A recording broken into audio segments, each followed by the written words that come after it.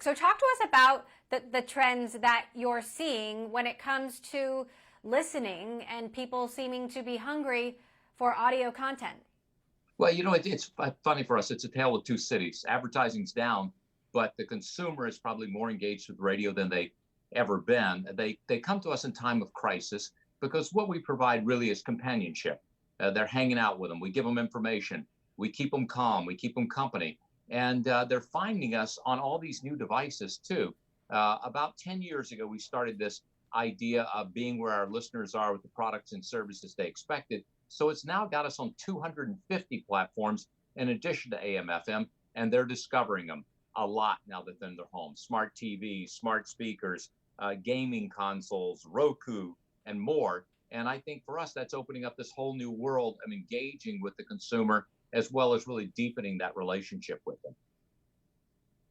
Now, what about podcasts? On one hand, we've heard podcast listening is down because we're not commuting, and that is prime podcast time. But you actually recently said that podcast listening was up.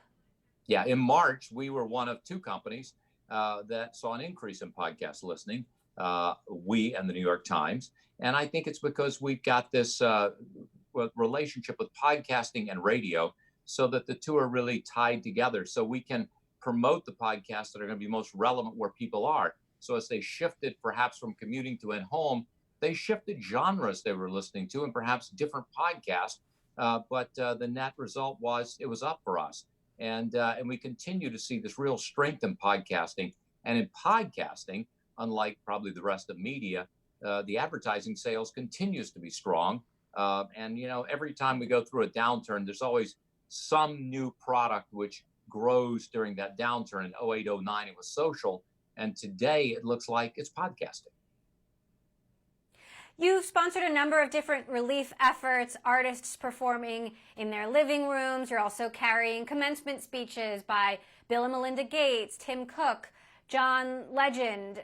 Talk to us about what's happening in new content. Obviously, it's limited, but there's also new opportunities. Yeah, we've sort of looked at everything we do and we said, okay, the consumers changed. They have a different need from us. We got to step up and be there for them. So on the event side of things, instead of putting on these physical events, we said, we'll do the virtual events.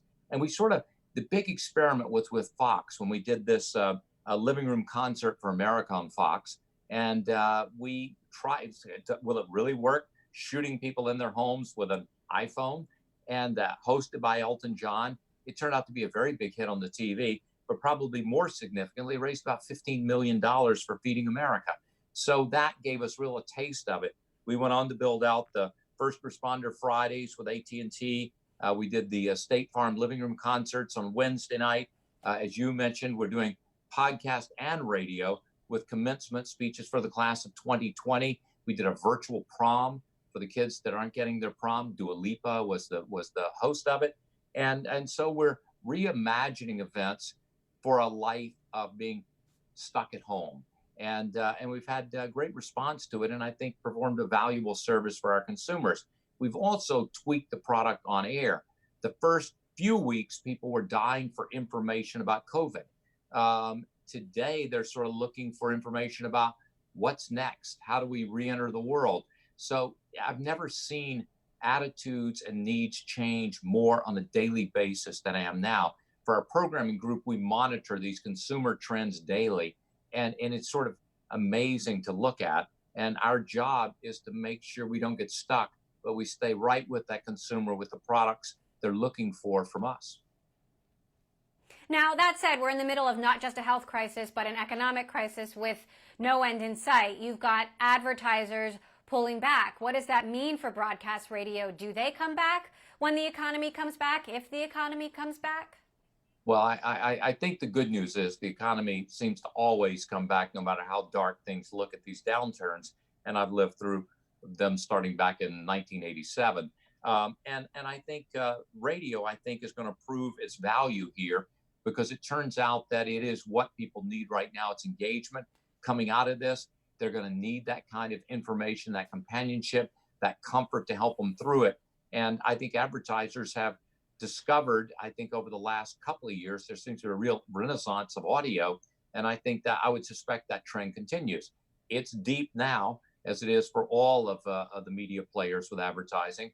But I think we're adding new products and services again for our advertisers, data analytics, and when you compare the price of it to their other options for impact, very important. And the last thing, of course, is that coming out of this, every advertiser has to almost re-engage their brand with the consumer. So they really need this reach that we have. We now have more reach than TV, and they need that kind of engaged, trusted voice to explain what the product means today in this new world as we're coming out of it. So I think we probably fit the bill better today in this new world than we have in quite a long time. Now, I recently interviewed Spotify CEO Daniel Ek, who is intent on capturing more listeners from radio and more advertisers from radio, given the multi-billion-dollar opportunity. How concerned are you about that? Well, he's really in a different sector of audio than we're in. You know, there are really two sectors there always have been. There's radio and there's the music collection. Music collection used to be your stack of CDs, and he's that today. And it's valuable to people, but you use your music collection when you want to escape the world. You use radio for companionship, almost the mirror image of it. And indeed, through this pandemic, you've seen actually the music collection usage go down, radio go up, because people really need the companionship. So I don't think we operate in the same sector. I can understand why he would like to be in our sector, because we have nice, healthy margins versus sort of the retail margin of the music retailer, which he is today, where most of the margin, most of the value goes to the music companies, because at the end of the day, it's really their content that a Spotify is selling. Now, you've canceled some of your live music events, and obviously we don't know when that kind of behavior, you know, a live concert where you've got hundreds and thousands of people gathering in one place, when that will ever happen again. I mean, will that ever happen again? And when? What's your outlook on, you know, what has historically been such an important experience for artists and musicians? Well, certainly it will happen again. But I do think they're going through a real lull now, and people aren't comfortable going out. They really don't even have opportunities to go out.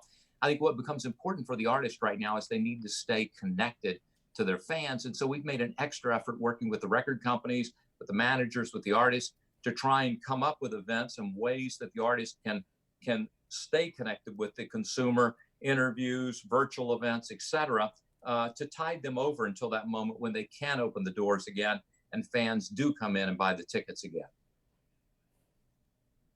Now, iHeartMedia has certainly had its financial struggles, and you've bounced back, you've restructured. Given that we're in the middle of a pandemic and so much is changing, how would you describe your financial and strategic position in the midst of all of this uncertainty? Well, we responded quickly. I mean, I've been through these things before. And it's very important. I think we're a high fixed cost business, which gives us a fantastic operating leverage. But on the downside, that means we have to reduce fixed cost. We did it. We announced that before this was happening, we were going through a modernization effort and had found $50 million we were going to take out in expenses this year. We found another $200 million on top of that. We have a good cash position, and again, feel like through the scenarios we've examined, gives us adequate liquidity and comfort there. And so from that standpoint, it's a matter of being careful where we invest our money, make sure we're spending it wisely, and continuing to build back the advertising with the relationships we have with our advertising partners. Given your long history in the new media business, going all the way back to MTV, I'd love to get your thoughts on Kevin Mayer going over to TikTok, Disney losing a top streaming executive, and this up-and-coming app essentially getting a top streaming executive. What are your thoughts? Well, you know, it's funny when new businesses start out, whether it's MTV or AOL or Google or Facebook or TikTok, they seem very small at first, and people go, "Oh my goodness, Kevin going to TikTok." But you never know how big TikTok can become. If he were said, "I'm going to Facebook," you say, "Wow, it's a huge company." But at a certain moment, if you went to Facebook, it wasn't viewed that way. So I think Kevin is probably really smart. He sees the future. He's investing in the future. TikTok is reaching out to grab a really seasoned executive, which I think they'll probably find will help them maximize the value of what they've got. And they've got such a great start and so much momentum now. I think with the right executive, the right team, they'll accelerate that momentum.